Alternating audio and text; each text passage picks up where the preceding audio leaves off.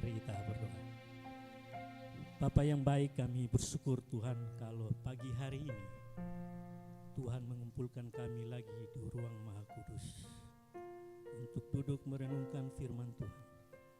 Bapa, ampunilah segala dosa dan kesalahan kami, sehingga kami layak di hadapan-Mu Tuhan.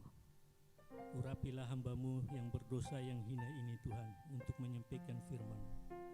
Dan urapilah kami semua yang hadir pagi hari ini. Bapa yang baik, berikanlah kami pendengaran-Mu Tuhan. Pendengaran yang baik dalam mendengarkan firman Tuhan.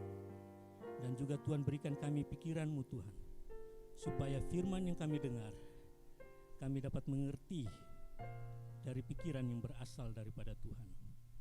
Sehingga setiap firman yang kami dengar dan kami renungkan, kami dapat melakukannya dengan hati yang berasal daripada Tuhan. Berbicaralah Tuhan bagi kami siap mendengarkan firman-Mu. Terpujilah nama Yesus. Haleluya. Amin. Silakan duduk Bapak Ibu.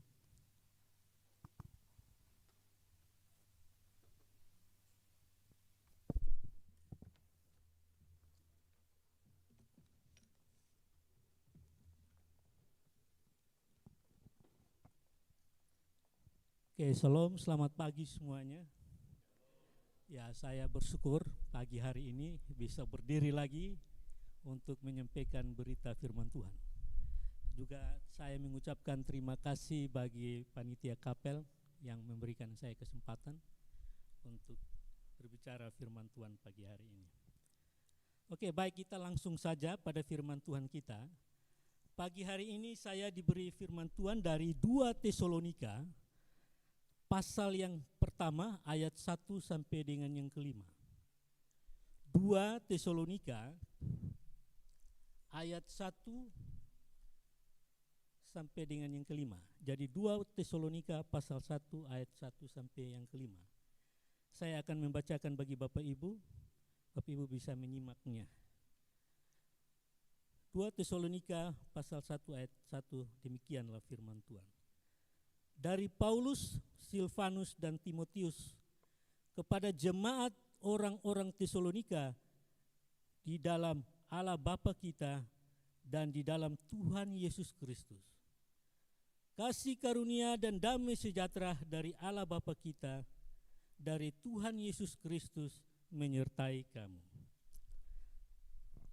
Kami wajib selalu mengucap syukur kepada Allah karena kamu. Saudara-saudara, memang patutlah demikian, karena imanmu makin bertambah dan kasihmu seorang yang akan yang lain makin kuat di antara kamu.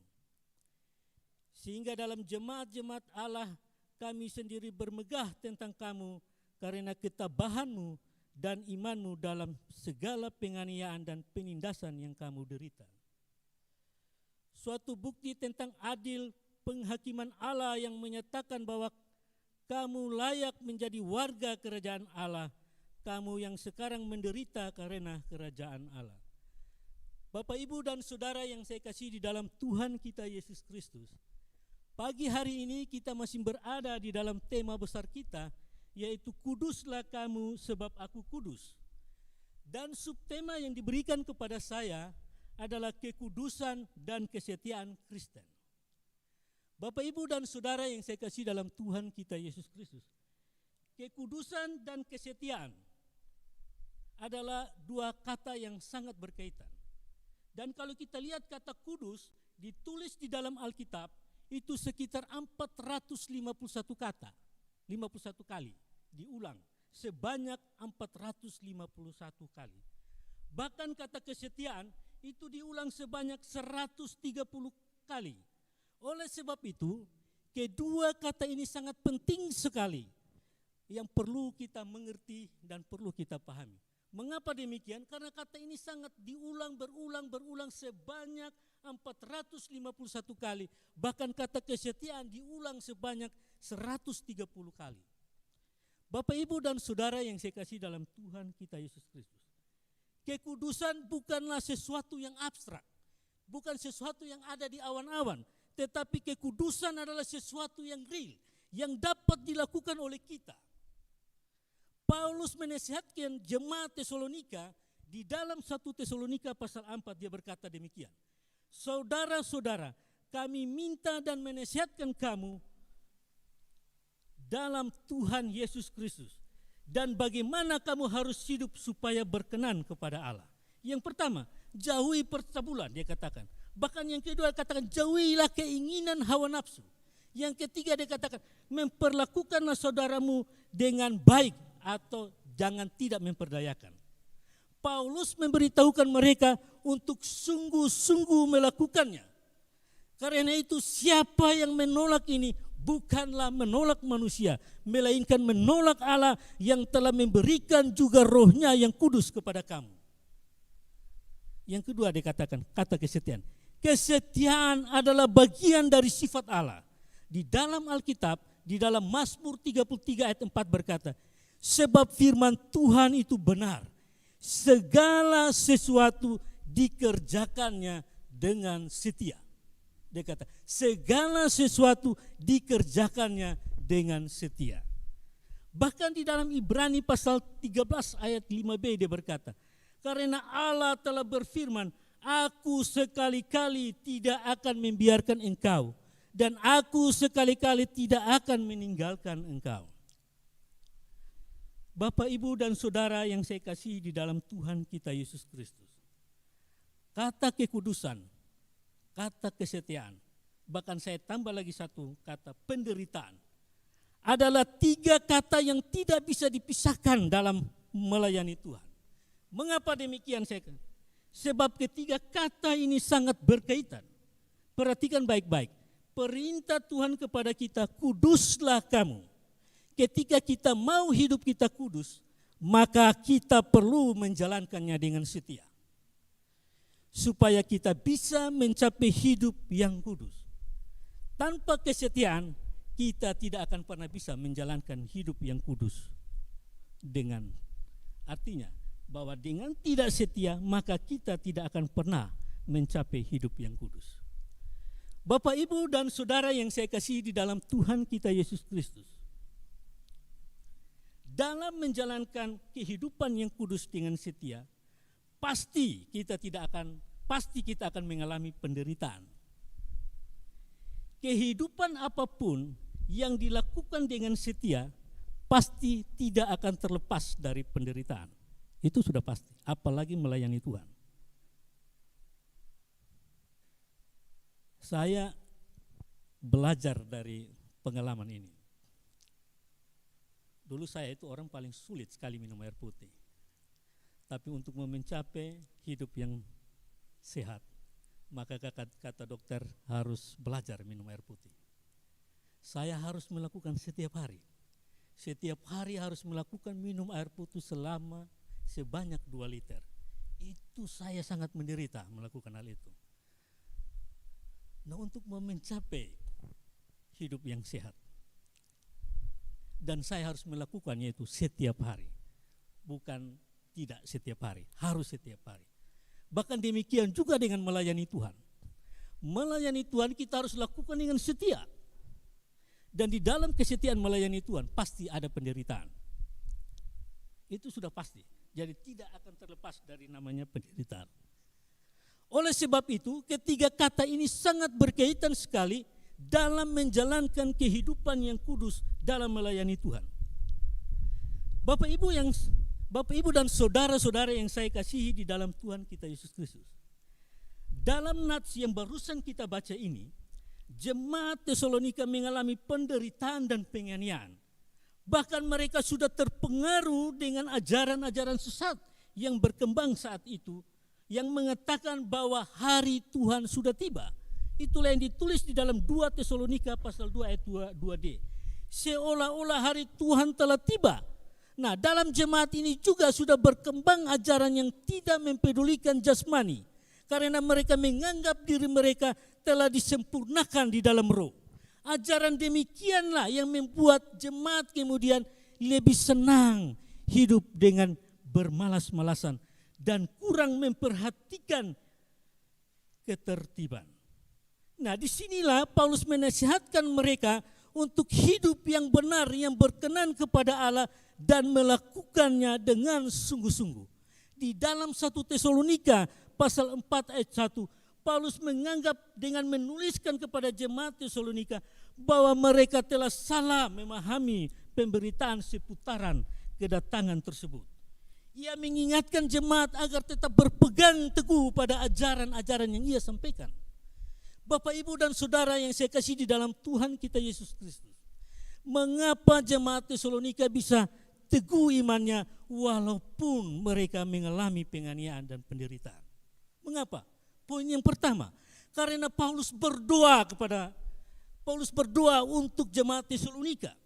Bahkan yang kedua, Paulus memberikan pengajaran iman kepada jemaat Tesalonika dari hidup bagaimana Paulus memberitakan Injil ke tiap-tiap daerah.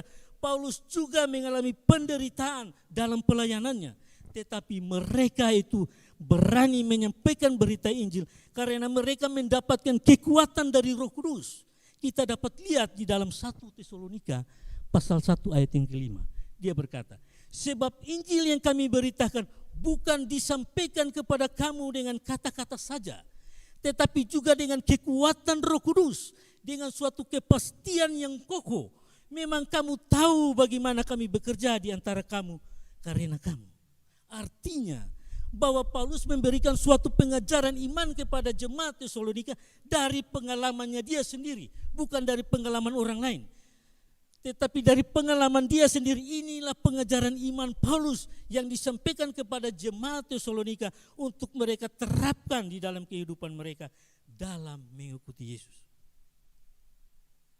Di dalam 1 Tesalonika pasal kedua ayat 2-4. Tetapi sungguh pun kami sebelum seperti kamu tahu telah dianiaya, dihina di Filipi, namun dengan pertolongan Allah kita kami memperoleh keberanian untuk memberitakan Injil Allah kepada kamu dalam perjuangan yang berat. Sebab nasihat kami tidak lahir dari kesesatan atau dari maksud yang tidak murni, dan juga tidak disertai tipu daya. Sebaliknya karena Allah telah menganggap kami layak untuk mempercayakan berita Injil kepada kami. Karena itu kami berbicara bukan untuk menyukakan manusia, melainkan untuk menyukakan Allah yang menguji hati kita. Bapak, Ibu, dan Saudara yang kasih dalam Tuhan kita Yesus Kristus, pengajaran inilah yang dipegang oleh jemaat Tesalonika dalam mengikuti Tuhan Yesus. Dan Paulus juga tidak henti-hentinya mengingatkan mereka akan penderitaan dan penganiayaan yang mereka alami, agar kelak mereka juga bisa seperti Paulus. Di dalam 1 Tesalonika pasal 2 ayat 7, 9, dan 11. Tetapi kami berlaku ramah di antara kamu, sama seperti seorang ibu mengasuh dan merawati anaknya, sebab kamu masih ingat, saudara-saudara, akan usaha dan jerih lelah kami, sementara kami bekerja siang malam, supaya jangan menjadi beban bagi siapapun juga di antara kamu. Kami memberitakan Injil Allah kepada kamu, kamu adalah saksi, demikian juga Allah Bapa yang saleh, adil, dan tak bercacat. Kami berlaku di antara kamu, kamu percaya, kamu tahu betapa kami seperti Bapa terhadap anak-anaknya, yang telah mengasihi kamu dan menguatkan hatimu seorang demi seorang, dan meminta dengan sangat supaya kamu hidup sesuai dengan kehendak Allah yang memanggil kamu dalam kerajaan dan kemuliaannya. Bapak, Ibu, dan Saudara yang saya kasih di dalam Tuhan kita Yesus Kristus, Paulus sangat bersyukur karena jemaat Tesalonika bertumbuh. Di dalam 1 Tesalonika pasal 2 ayat 13, dan karena itulah kami tidak putus-putusnya mengucap syukur juga kepada Allah, sebab kamu telah menerima firman Allah yang kami beritakan itu bukan sebagai perkataan manusia, tetapi dan memang sungguh-sungguh demikian, sebagai firman Allah yang bekerja juga di dalam kamu yang percaya. Wow, sangat luar biasa. Bapak, Ibu, dan saudara-saudara yang saya kasih di dalam Tuhan kita Yesus Kristus. Pada 2 Tesalonika ayat 1-3 kita bisa melihat pendahuluan dari surat ini. pada ayat ketiga dan 4 ada rasa syukur karena pertumbuhan jemaat Tesalonika bertumbuh. Dia katakan, kami wajib selalu mengucap syukur kepada Allah karena kamu tahu saudara-saudara, dan memang patutlah demikian. Karena imanmu makin bertumbuh dan kasihmu seorang akan yang lain makin kuat di antara kamu. Sehingga kamu dalam jemaat-jemaat Allah, kami sendiri bermegah tentang kamu karena ketabahanmu dan imanmu dalam segala penganiayaan dan penindasan yang diderita. Bapak, Ibu, dan saudara yang saya kasihi di dalam Tuhan kita Yesus Kristus, mereka lebih diteguhkan ya di sini. Rasul Paulus mengucap syukur dan memuliakan Allah atas jemaat Tesalonika adalah yang pertama, bahwa iman mereka itu bertumbuh secara luar biasa. Di ayat ketiga, mereka lebih diteguhkan di dalam kebenaran akan hal-hal yang diwahyukan di dalam Injil. Lebih percaya akan janji-janji Injil dan memiliki segala pengharapan dalam Kristus. Pertumbuhan iman mereka muncul, pertumbuhan iman jemaat Tesalonika muncul karena perbuatan iman mereka. Dan di mana iman itu bertumbuh, disitulah kasih karunia akan, dan disitulah iman itu akan bertumbuh. Di situ juga segala kasih karunia yang lain juga akan bertumbuh secara seimbang. Yang kedua, karena kasih mereka menjadi semakin kuat. Kasih mereka itu menjadi semakin kuat yang ditulis ayat ketiga. Yaitu kasih mereka kepada Allah dan kepada sesama. Kasih mereka kepada Allah dan sesama itu semakin bertambah. Perhatikan, di mana iman itu bertumbuh, di sanalah kasih akan menjadi semakin kuat. Mengapa? Karena iman bekerja melalui kasih. Dan bukan hanya sejumlah orang saja di antara mereka, tetapi setiap orang bertambah kuat kasihnya terhadap yang lain. Tidak ada perpecahan di antara mereka, sebagaimana yang terjadi dari beberapa jemaat yang lain. Bapak, Ibu, dan saudara yang saya kasihi dalam Tuhan kita Yesus Kristus. Poin yang ketiga, ketabahan dan juga iman mereka semakin bertambah di dalam segala penganiayaan dan penindasan yang mereka derita. Ketabahan itu akan membuatkan pekerjaan yang sempurna. Ketika ketabahan itu meluas di dalam segala pencobaan, ada banyak penganiayaan yang harus ditanggung oleh jemaat Tesalonika demi sebuah kebenaran. Mereka juga menghadapi berbagai kesukaran di dalam kehidupan yang penuh bencana ini. Namun mereka menanggung semua ini dengan melihat Yesus yang tidak kelihatan itu. Dan mengarahkan pandangan mereka kepada Yesus.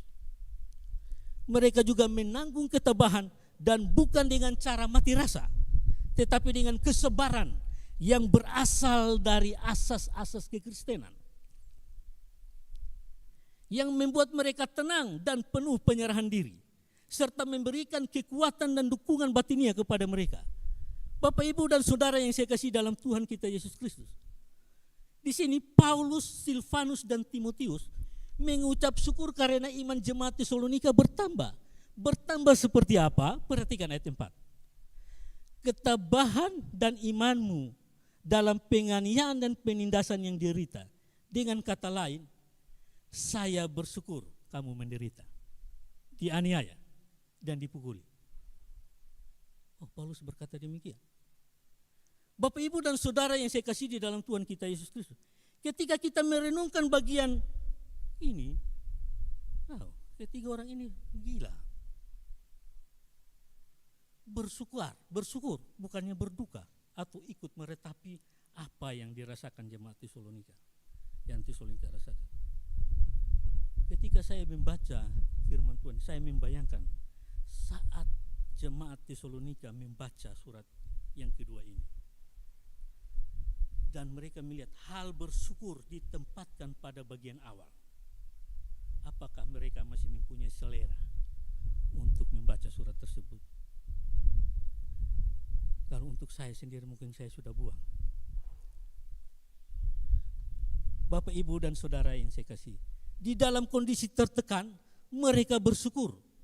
Bisa saja jemaat memberikan balasan surat kepada Paulus. Karena kalianlah kami mengalami tekanan seperti ini. Dan mereka meninggalkan iman mereka.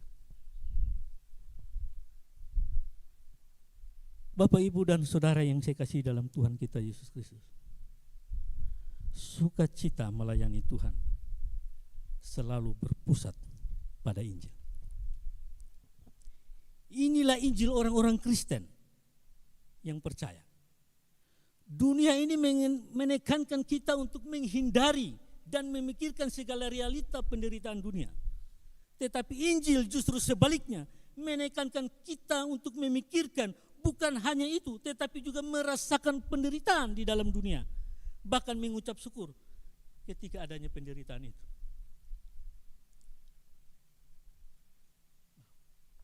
Kalau tidak ada uang transport ke pelayanan, bagaimana bisa mengucap syukur? Atau sudah mulai 1000 macam alasan yang ada di kepala. Kita belajar dari jemaat Tesalonika, Bapak, Ibu, dan Saudara. Bapak, Ibu, dan Saudara yang saya kasih di dalam Tuhan kita Yesus Kristus, ada poin penting di sini. Mari kita lihat dari ayat 1 dan 2. Disinilah letak perbedaan besar antara Injil dan motivasi dunia. Ketika Injil mempengaruhi kehidupan seseorang, dan dalam konteks ini jemaat Tesalonika, Paulus, Silvanus, dan Timotius akan membuat mereka hidup dalam Allah Bapa dan Yesus Kristus, sehingga bagaimanapun tekanan yang menimpa mereka, yang mereka rasakan, dalam kasih karunia dan damai sejahtera menyertai mereka. Nah, konsep ini begitu penting karena inilah identitas sebagai orang-orang percaya. Bapak, Ibu, dan Saudara yang saya kasih di dalam Tuhan kita Yesus Kristus, hidup dalam Kristus, menikmati Kristus, melakukan apa yang menjadi kehendak Kristus. Karena kita adalah orang-orang percaya yang pengharapannya akan hidup yang kekal. Tidak ada hal yang lebih memberi sukacita daripada hal ini. Kita diselamatkan, kita diberi kemampuan untuk hidup di dalam anugerah Tuhan, bukan karena kita pantas menerimanya. Justru sebaliknya, betapa menjijikannya kita di mata Allah, tetapi Allah dengan rahmat-Nya telah berkenan kepada kita karena kebenaran Kristus ada di dalam kita. Kita berharga, kita dibenarkan, kita menjadi anak Allah, kiranya damai sejahtera melimpah atas kita. Bapak, Ibu, dan Saudara yang saya kasihi di dalam Tuhan kita Yesus Kristus, jemaat di Tesalonika adalah jemaat yang memiliki tiga ciri, yaitu adanya iman yang diwujudkan dalam perbuatan nyata, adanya kasih yang membuat mereka melayani Allah dengan bergairah, dan adanya pengharapan yang membuat mereka memiliki ketekunan saat harus menghadapi penindasan yang berasal dari orang-orang yang menentang pemberitaan Injil. Bapak, Ibu, dan Saudara yang saya kasih di dalam Tuhan kita Yesus Kristus, dalam surat 2 Tesalonika terlihat jelas bahwa ketiga ciri di atas bukan hanya masih ada, melainkan juga bertumbuh. Rasul Paulus mengatakan bahwa jemaat di Tesalonika makin bertambah dan kasih mereka antara yang seorang dengan yang lain semakin kuat. Di dalam 2 Tesalonika pasal 1 ayat 3. Untuk menguatkan jemaat Tesalonika dalam menghadapi penindasan, Rasul Paulus kembali mengingatkan jemaat bahwa Tuhan Yesus akan datang disertai oleh malaikatnya. Saat itu para penindas umat Allah akan menerima pembalasan berupa hukuman yang mengerikan, yaitu kebinasaan selama-lamanya, dijauhkan dari hadirat Tuhan, dari kemuliaan dan kekuatannya. Sedangkan umat Allah yang mengalami penindasan mendapatkan kelegaan, bahkan mendapatkan kehidupan yang kekal. Bapak, Ibu, dan Saudara yang saya kasih dalam Tuhan kita Yesus Kristus, sekalipun jemaat Tesalonika sejak kerintisannya, sejak mereka merintis, telah mengalami berbagai penganiayaan, mereka tetap bertumbuh di dalam iman, kasih, dan pengharapan. Dan di sini Rasul Paulus sadar bahwa Allah telah mengabulkan doanya bagi jemaat Tesalonika, sehingga mereka wajib mengucap syukur kepada Allah. Luar biasa. Kesimpulan bagi kita pagi hari ini. Yang pertama, apakah saya, Bapak Ibu dan saudara-saudara sebagai anggota gereja terus bertumbuh dalam iman, kasih, dan pengharapan? Yang kedua, apakah saya, Bapak Ibu dan saudara-saudara sebagai pemimpin gereja telah setia mendidik, membina, bahkan memberikan pemahaman dan mendoakan jemaat agar mereka terus bertumbuh dalam iman dan pengharapan? Kesimpulan yang ketiga, apakah saya, Bapak Ibu dan saudara-saudara sekalian, pada pengharapan akan kedatangan Kristus yang kedua kali saat penderitaan, kita masih mau terus mengucap syukur atau tidak? Atau sudah biarkan saja? Dari 3 kesimpulan ini, mari kita merenungkan dan kita jawab sendiri. Terima kasih, Tuhan memberkati. Mari kita berdoa. Bapa yang baik, terima kasih untuk firman Tuhan pagi hari ini. Engkau telah mengajari kami, Roh Kudus menolong kami, sehingga apa yang kami dengar pagi hari ini kami dapat mengerti, supaya si iblis jangan mengambil firman ini dari kami. Bahkan kami mengerti, bahkan kami mau menjadi teladan seperti jemaat Tesalonika. Berkati hidup pelayanan kami, bahkan keluarga kami. Berkati juga semua jemaat Tuhan yang hadir pagi hari ini. Terpujilah nama Yesus. Haleluya. Amin.